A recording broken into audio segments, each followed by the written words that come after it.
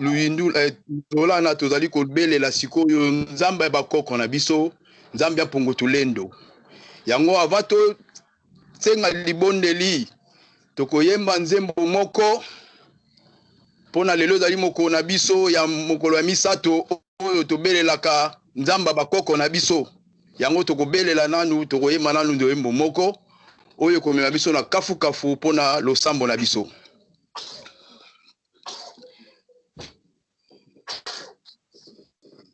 Tata do ufila nkenda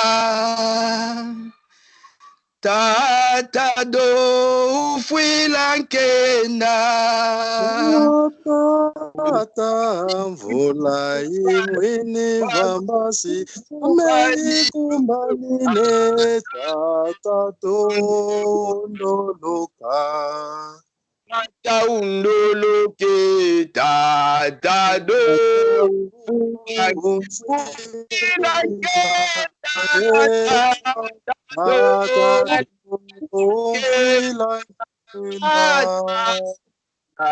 Imwini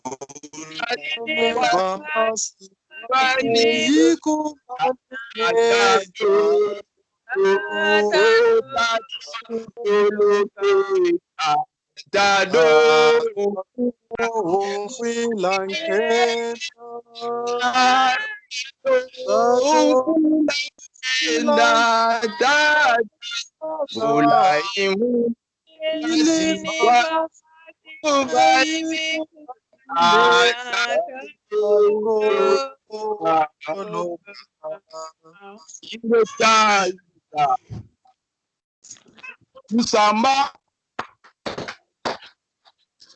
Tata Kimbangu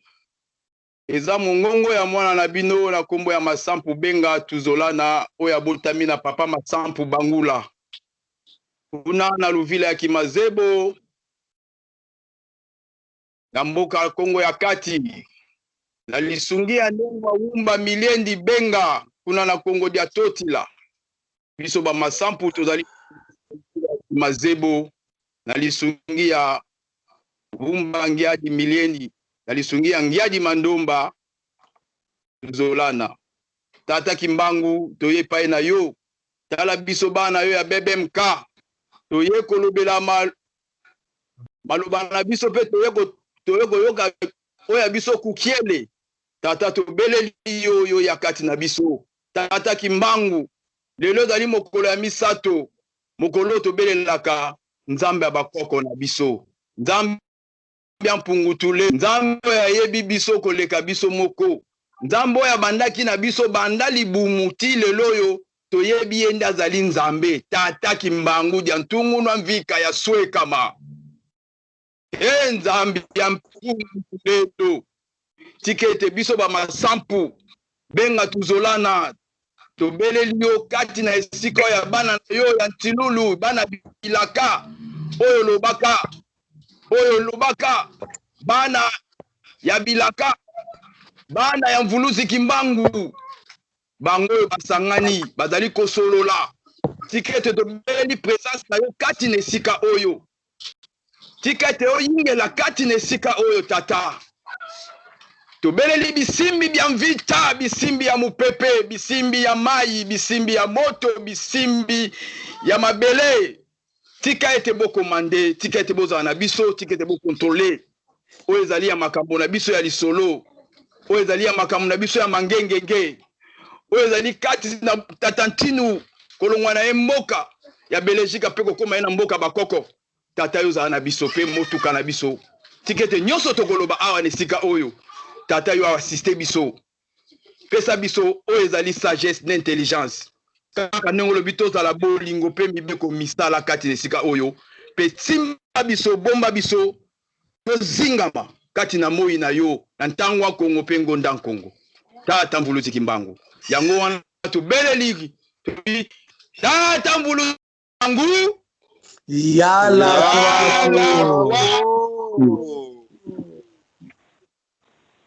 Tata Mvuluzi Kimbangu yala ata mvuluzi kimbangu Yala kwaku. mvuluzi tata kimbangu dia ntungu nwa mvika ya swekama Yala Yala kwaku. Yala Yala kwaku. Yala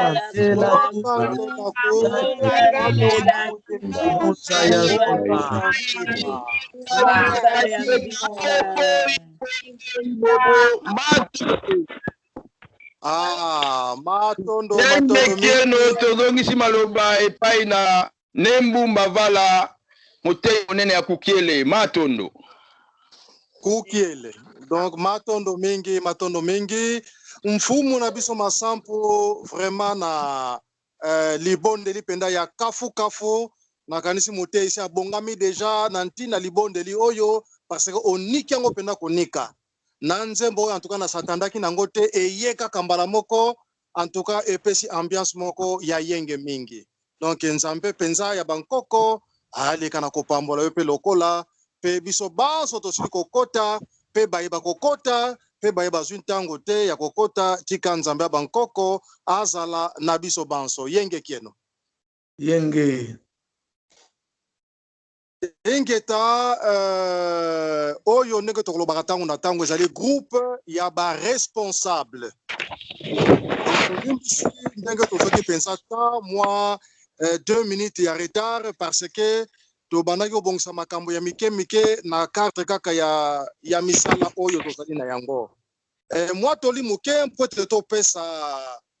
motei mpenza mpo ete asokola mitema na biso kati na buku na biso ya kokiele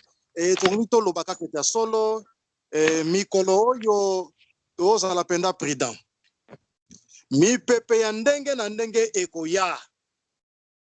po kaka badécourage bana bilaka ya mvuluzi kimbango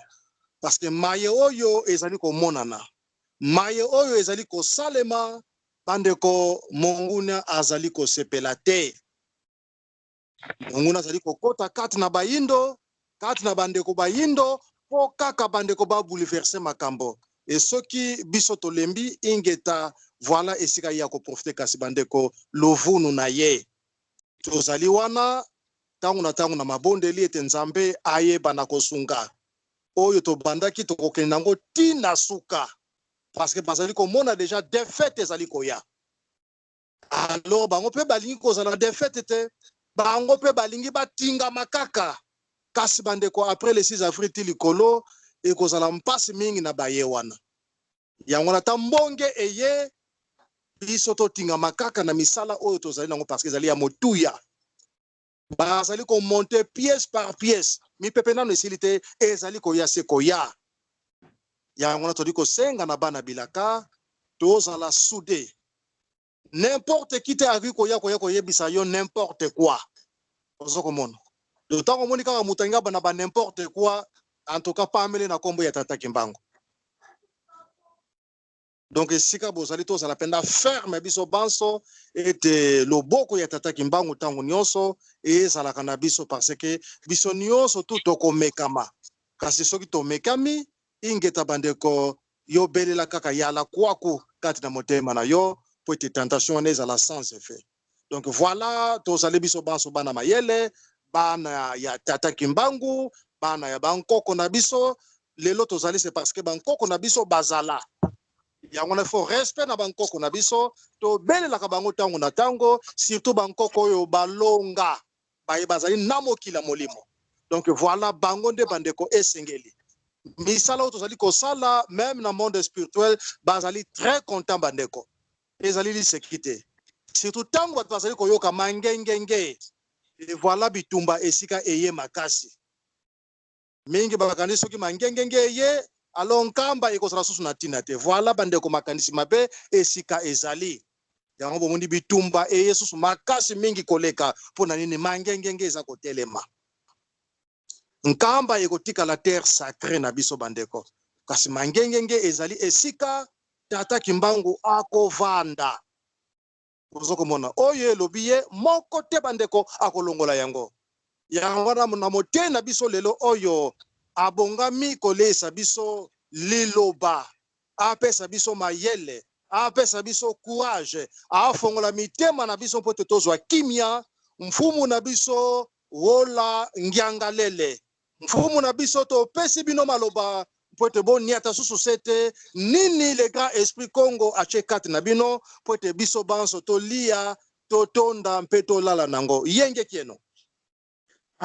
Yenge kieno fumu na biso ne mbumba vala. Tozongo se matondo pa tata voluze kimbangu. Diantungu noa mvika ya swekama. Peto pesi ba longonya mingi, ba yenge mingi na couple royal. Sa majesté tinu Kongo tozona na sakebanza ngiangalele. Elongo nando na biso mogeni. Boye tokozanga te pe kopesa balosako pe balongonya na bilombe minene ya tata voluze kimbangu. Bambuta bafumu nyonso na banengwa nyonso oyo to se retrouver en ligne na pokwa ya lelo kati na mabondeli na biso yenge kieno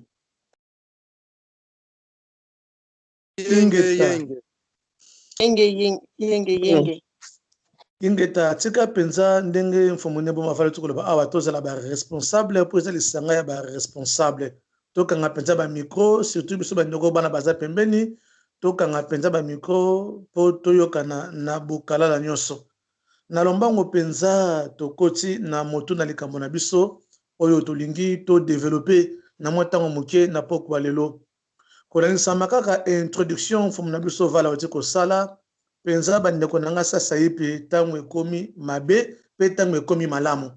bono nanga malamu na bi tango ekomi mabe pe tango ekomi malamu pona ni tango ekomi mabe et puis pona ni tango ekomi malamu. Alors tant on sala banalise tata voluze kimbangu nda pesinga mutu na likambo oyo to ndenge to bakana nkota ya fimbo les thèmes de ce soir n'intitulé yango sur le cœur de l'homme, le cœur de l'homme, motema ya moto omoni motema ya moto et nazo développer mateo yo na lobi boy na kati ya motema ya moto tozana ba courant mi balé e circuler kati na motema ya moto. Donc c'est-à-dire na kati ya motema ya moto tozana phase et puis tozana naître oyebi soki phase ezo fonctionner sans naître courant na ekozala na vitamine. Soki pe naître e fonctionner sans phase courant ezala na vitamine, ça dit courant ozala te. Il va falloir biloko na biso mibale etambola. Alors na kati ya motema ya moto pe tozala na biloko na mibale, c'est-à-dire moto aza na partie positive kati na ye, moto aza pe na partie négative kati na ye omoni. Alors il va falloir molimo mo santo tata voluze kimbangu a capacité biso to faire dominer to exploiter mingi ba partie oyo eza positive to bangana no ingeta Kukiele ingeta matonda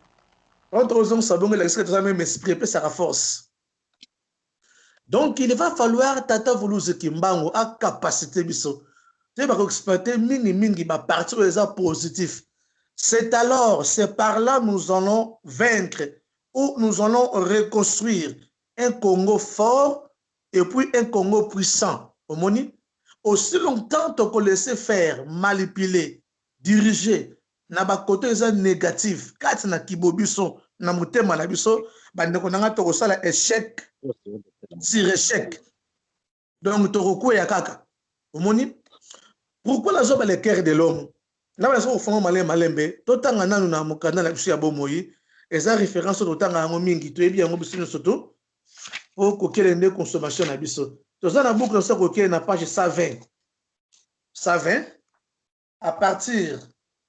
thème non ezali, thème ya titre ya référence ezali expédition militaire belge à la côté occidentale du lac Tanganyika. 4.10.3.1. Qui était Lusinga? Point d'interrogation.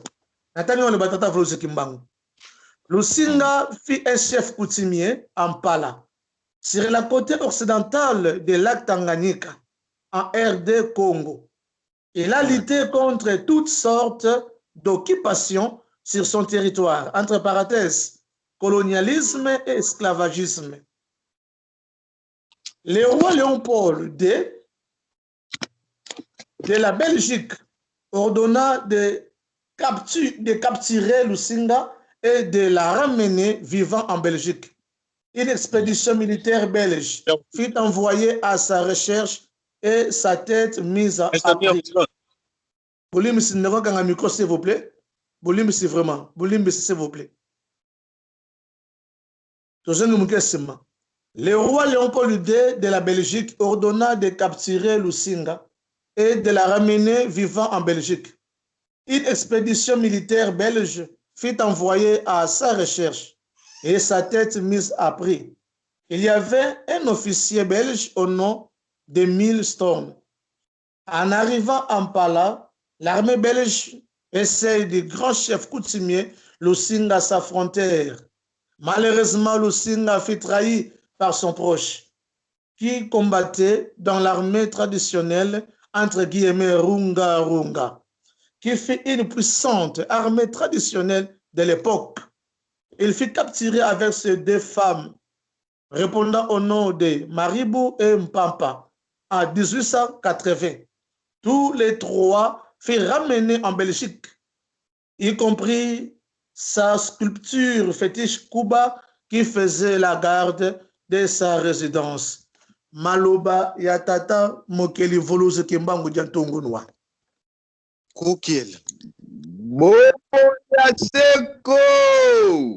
Ingeta Ibobo.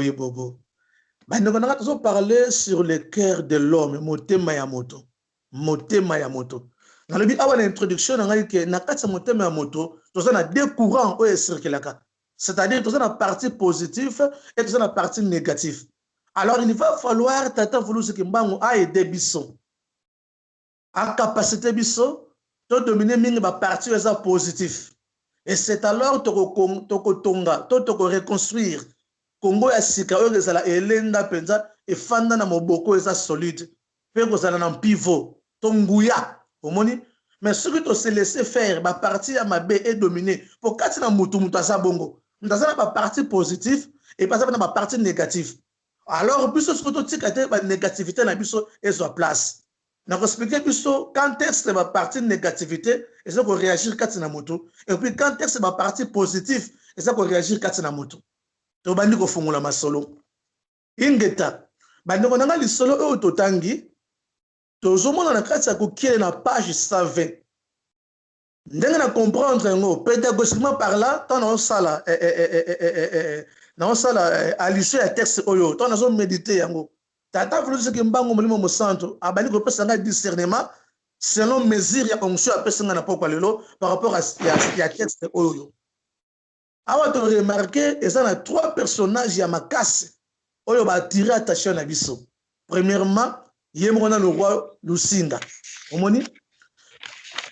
positivement parlant et l'on s'appelle le roi Lusinga. Omoni roi Lusinga bande konanga tant nous méditer un kumu munene oyo pour que le lobby Lusinga fit un chef coutumier à Pala sur la côte occidentale de lac Tanganyika en RD Congo. Il alita contre toutes sortes d'occupations sur son territoire, entre parenthèses colonialisme et esclavagisme. Déjà, à point autre, on a déjà Lusinga, Nkumu Nabiso, abane koye bako exploiter partir des positifs na kata bomo inaye, to na kata motema naye. Pour que le lobby arrête de lutter contre l'injustice surtout. Aux qui a colonialisme et ce qui est esclavagisme. Alors, pour comprendre que Azalaki Motema Malam. Le jour à Babrou, s'il vous plaît, ne pas contrôler le micro, attirez le micro pour les s'il vous plaît. S'il vous plaît, vraiment, tout ça sensible, s'il vous plaît. Déjà, de comprendre que Lusinga a été exploité, côté qui positivement à Malamu, na Motema naye. Et à cela qui force. Il y a peuple Congo à l'époque. Positivement parlant, mon thème est le signe qui malamu. À se laisser qui fait hériter, n'a pas occupation, il y a pamba, au Borsida, il y a exploité ma belle, d'une manière illégale. Entre guillemets, oh, il y a un peu de monde à l'Amboka Congo. Il y a un moni, papa, nous, Congo, tous, là, dans sa kebanda, n'yangalele. À ce moment-là, il y a un peu Mutu, yankumu munene na Lusinga, et kozanga kate na kata mangenge. C'est-à-dire, la valeur wana, yango tata ke mbanga sana bosenga biso bebe mika lelo. na tang swalo tozali tozala na yango tolata motema wana ya compassion lokola roi lusinga azalaki na yango omoni kati na biso toza pe na capacité ya kosala malamu mais des fois biso moko tolingaka na biso te omoni des fois biso moko kibumutu edominaka biso par rapport à spiritualité yango mo la fois passant na lobaki na biso boye tozalaka trop vite ya koloba il a mal agi ou elle a mal agi et à contrepartie comment toi tu vas réagir omoni biso tozalaka pressé des fois ya condamner les autres omoni asali mabe sono te na lobaki mabe abeti libanda et bon yo muto moni muninga asali mabe na tour na yo o réagir ndenge nini po pesa ndeko nona soutien na moment ya felbe sa kotamina yango ingeta bampangi ya luzolo oyebi to sala effort exploiter partie ya positivité kati na mitema la biso na mutema ya mutu bonté pe ezali omoni na mutema ya mutu aspect positif bolamu pe ezali nde tomonaka des fois mutu azokabela baninga na ye des fois mutamoni muninga na pase ya salisi ye omoni des fois mutu azalaki na chemise mibale akabeli muninga moko ye mo asikali na moko voilà ba partie positive oyo mutu esengeli exploiter kati na mutema na ye omoni parce que bandeko na ngai mutema eza monteur mutema eza base kitoko ya mutu ya mobali to ya mwasi eza na aspect physique te o mwasi wana aza na nzoto mwasi ne nzoto yango te zero o mwana mobali aza kitoko ya tala taille te yango te bandeko na ngai kitoko ya mutu eza mutema omoni voiture ate ce n'est pas fait kitoko ndenge nini soki monteur wana eza mabe eza na ntina moko te naza ko se rappeler tant tosala tintani ya kosomba mutuka tosombi ya bebe pinka fomo na biso ntumba toneki mutuna moko abi eske atoneki mutuna na papa na biso mikulu na papa na biso luamba kabelako atele bango mutuna boye abi eske mutuka yango eza na attraction ozomona lokola na imama mutuka te na ki sensible na question ngabi lokola fo mutumbu ponga za artiste na muta peinture lokola fo mutumba tuni bongo lokola isaka ya za di domaine omoni arosa soit chauffeur soit mécanicien donc atuni ngo parce que mutuka ça na traction c'est que ça na avantage ebele omoni et force mutuka ça na carrosserie te et ça n'est pas vite bandeko na ça na monteur or monteur yango na motema omoni donc kitoko ya mutu ça dépend de français bien pour le baka anglais bien le baka portugais bien to le baka kikongo bien ndo za mutu malamu te et ça mutema na onde fait ça na malamu mutema na biso fote baka exploiter ba partie ça positif ndeko sela ka to telemisa Kongo asika to moni awa roi na biso lusinga awa abundi contre banti valeur nyoso to donc à la kisi face ya bonté donc exploiter côté ya positivité ndeseli ke abatela mabele na ye voilà premier personnage omoni kati na ye tomoni ba valeur rebelle ya malamu kati na ye tomoni ke lusinga lingaki mabele na ye mingi alingaki pe peuple na ye mingi alingaki na bolunga peuple na ye yango poto tonga bebe mika to kene liboso bandeko na tozana na bolunga bebe mika omoni tozana bolunga ye mo tata furuzi kimbango tozana bolunga tata ntunu kongo tozola na sake banza ngiangalele pe tozana bolungo ya biso na biso ba français balobaka lelu entre eux ils se mangent pas ozomona na wana senga opesa témoignage oyo bien que na kokota na muzindo te na odekaka likolo moko ya bandeko na biso soki problème moko boye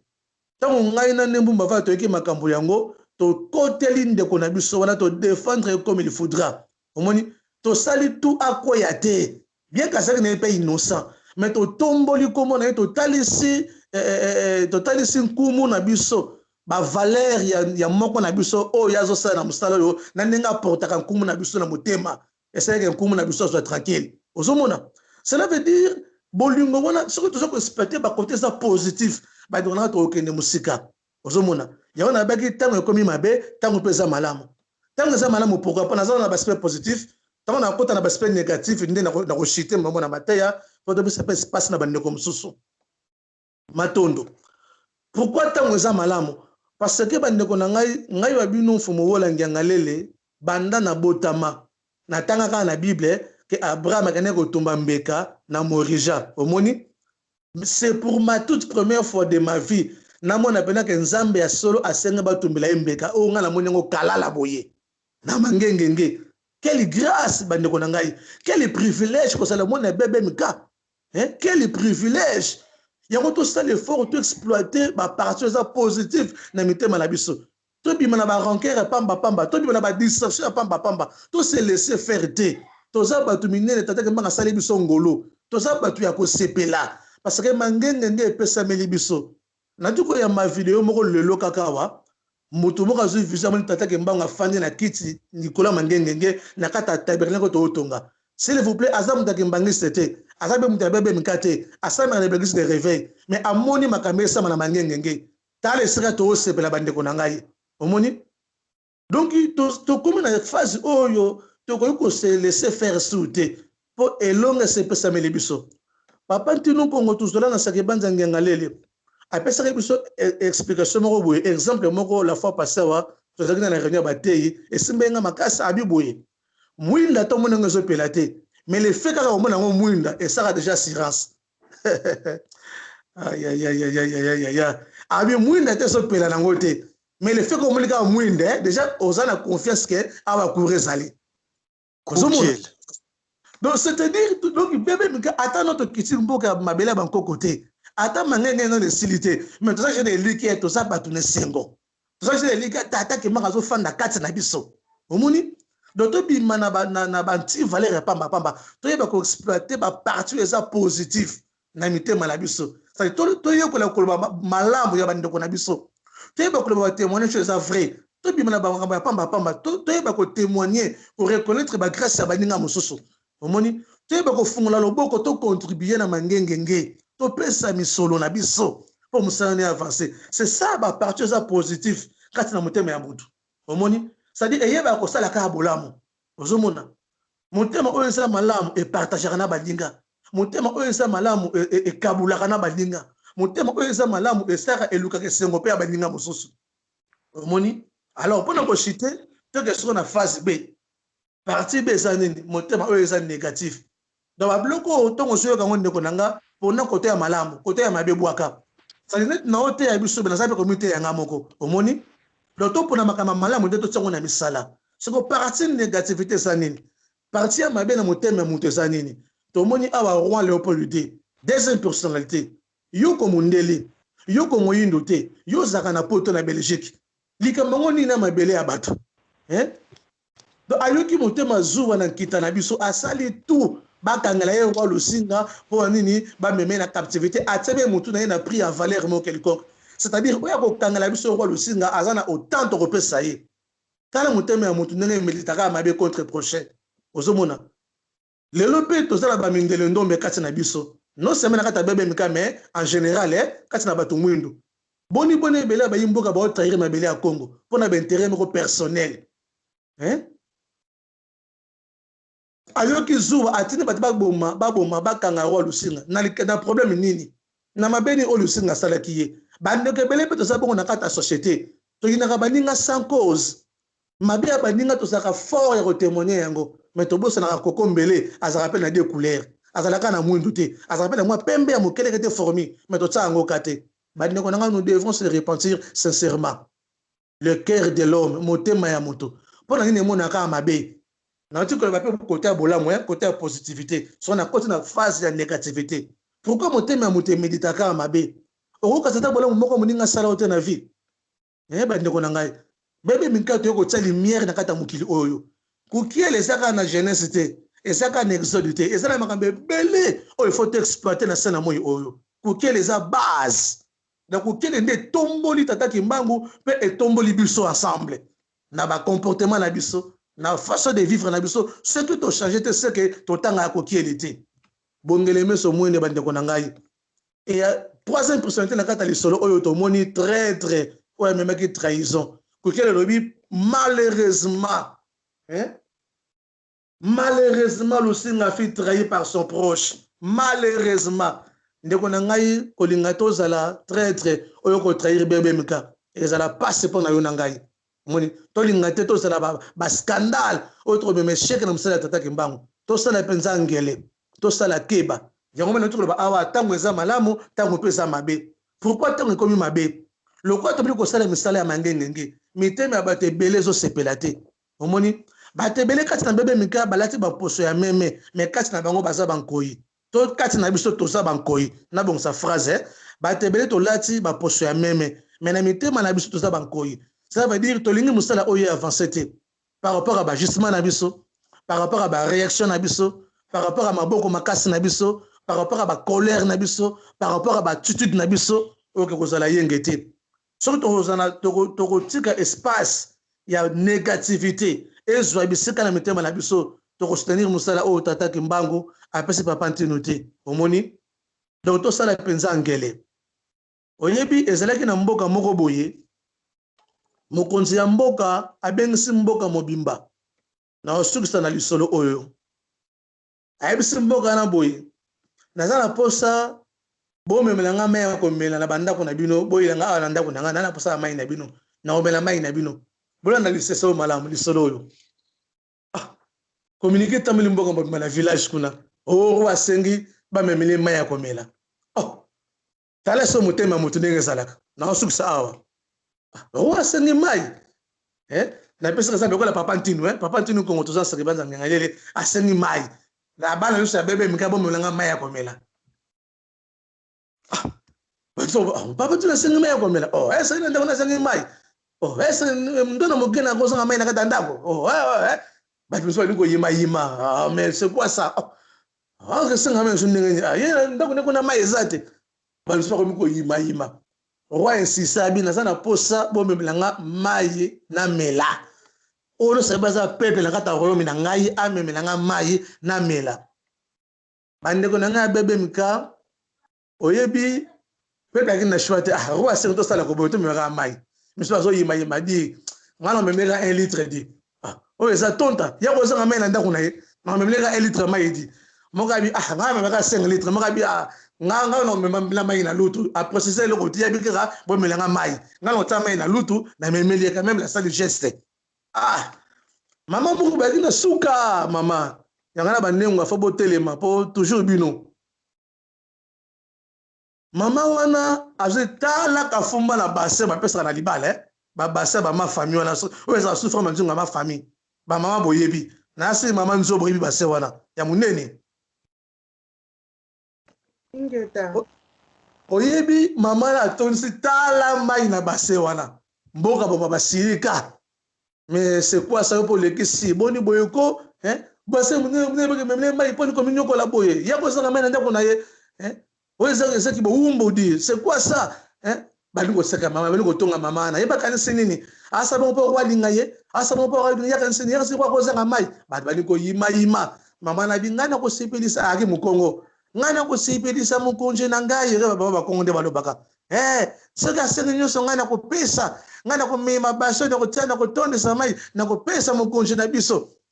mama na mema mai mama na tambola malembe obika ba village ndenge zalaka tina ndako roi wo bato oya ki na 5 litres déposé oya ki na 1 litre déposé oya ki pe na bidon ya 20 litres déposé mama na basimise keti ça jeune moi ça quand teti ye na mimi na lutu abirwa ngayo yo président ke lo côté ngana salika symbole ndi na mimi na lutu ka yango rabili kambote ngapa na président ke tena beka bomo ngaka mai roa ziba mai nyonso ala boke de boseko ngo na tanki na ngawana na mwa piscine wana basaki wa mai bandeko na ngabo tala na suka makamoni ne suka ti pona usuka awa roa lobi mo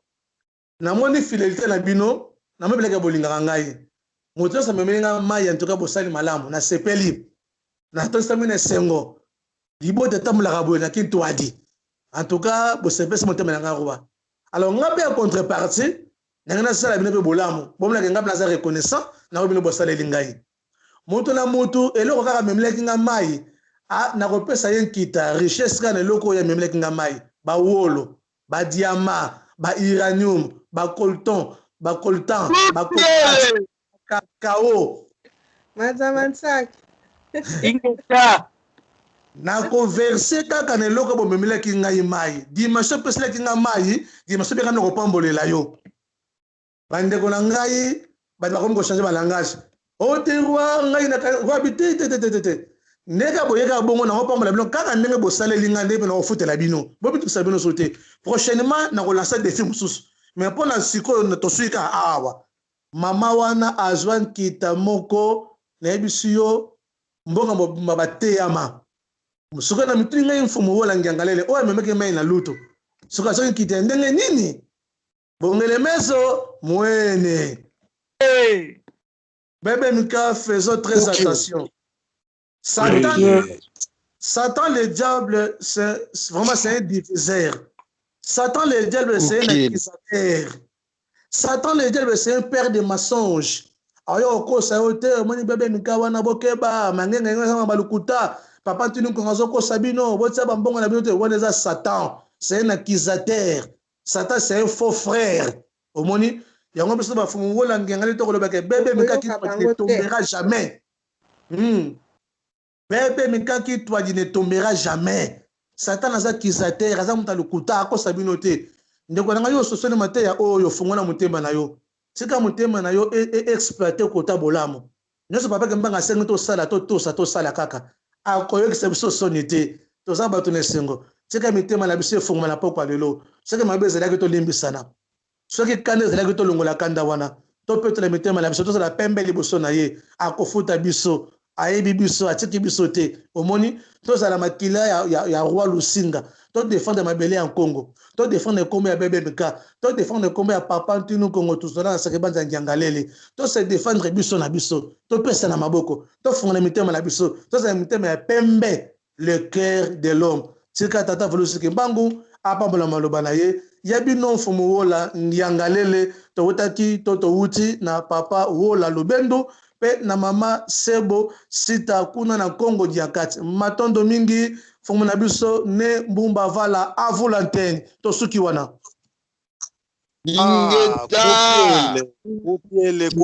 kokiele mfumu na biso wana penza ezali bombe penza pesi esengo na mutu nyonso tu azali na kati donc yango tokoyebisaka bino ntango na ntango bozangaka te na mokolo lelo oyo parce que tozwaka mayele ebele na bokundele tala maye mfumu na biso azili kofongola vraiment en tout cas esoulage biso epesi biso nguya mpe epesi biso makasi ya solo ya koexploite bapartie positive mpe mpona kozala mayele mpe prida na mayemanso oyo les grands esprits azali kotinda na biso kasi en tout cas po tema te ao ekangama kati na motema tokosenga na mfumu na biso mayasi kuna na Italie biso tosengi ya solo osambela mpona liteya oyo en tout cas evanda kati na mitema na biso yenge keno mfumu mayasi yenge na banza toyoki mateya tobondela tosenge pa le grand esprit Congo asunga biso tobondela kembo kwa tata nzambe mpungu tulendo kukayengele kembo kwa tata nzambe mpungu tulendo kukayengele kembo kwa tata nzambe mpungu tulendo mukayeni lendo kyako kimone kene banza yala kyako yewazinga mfuya tata tozongisi matonde pai na yo pambate yo ozali nzambe na biso tata Kimbangu nzambe ya bakoko na biso lokumu nkembo ezonge pai na yo pambate yo nde mutu olobele biso susu na poko na lelo otalisi biso kolandisama na poko na biso Luzinga ndenge atambusamaki ndenge aboyaki corruption ndenge alitaki contre ba mauvaise pensée ndenge alitaki contre bakama mabe pe surtout okebisi biso na corruption okebisi biso surtout na trahison kati na biso na bana Congo et surtout tokumisi yo papa pamba te otalisi biso keno ndenge tokopesa yo ndenge mpe yo kopambola biso pamba te lite yo opesi biso efungoli biso vraiment mayele ntango ozosenga biso eza kaka na même mesure ozosengela biso yango mpe kopambolela biso ozosenga biso parce que oza na besoin pambola biso mpe autant tozopesa autant mpe oza na yango mpona kopambola biso tata merci vraiment mpona matondo ezonga na mpona matei oyo yango vome console mpe fortifie biso lisusu tata tika te yo opesaka makasi pesa biso makasi enfin ke matoi na biso yoki eke totiango na misala na biso pambola vraiment motei oyo pambola koko na biso wola zongisile sensible mpona oyo atei kati na biso tika te lokumu nkembo masanjoli ezonga epai na yo nyonso boye tobondeli na nkombo na yo tata Kimbangu yo ozali mvolozi na biso ingeta matondo mengi mfumu na biso mayasi na libondeli ya kitoko ticket ya solo libondeli oyo vraiment esili koyokama na bana mayele bana ya bwania mpe le grand esprit Congo asili koyoka yango ticket ya solo lokumu nkembo ezonga su omboka na ye matondo mengi mfumu na biso mayasi na libondeli yakafukafu yenge keno inge tabandeko vraiment nakozwa bate mibale to misatu mpona penza ete bakota susu vraiment kopesa mwa ba commentaire na bango na maimaso mfumu na biso la asili kote ya biso parce que ezali penza ya motuya osoli komona donc soki nengo na biso kakesa makesa kai soki azali wana afungola micro vraiment apesa biso ba analyse na ye na maimaso oyo mfumu na biso wola asili kotalisa biso ya mfumu lusinga asili kote na buku ya kukiele na page 120 nengwa kakesa makesa yenge kieno yenge matondo mingi mfumu na biso ne mbumba vala kopesa biso maloba tozongisi matondi mingi na tata Mvuluzi Kimbangu nzambe na biso tata mokili na biso pe tobosani te kozongisa bayenge na mfumu na biso wola pona mate ya kitoko ndenge auti kopesa biso tozongisi matondi tata Mvuluzi Kimbangu abakisa susu ebele apesa susu esike utaki ebakisa malisusu ya solo ndenge mfumu na biso auti koloba soki biso tokoki kobakisa quelque chose biso wabino nengwa kakesa makesa ya tata Mvuluzi Kimbangu pe ya tata Ntinu Kongo tozola na saki bansa ngyanga lele mokonzi na kimia oyo akopesa kimia na mokili mobimba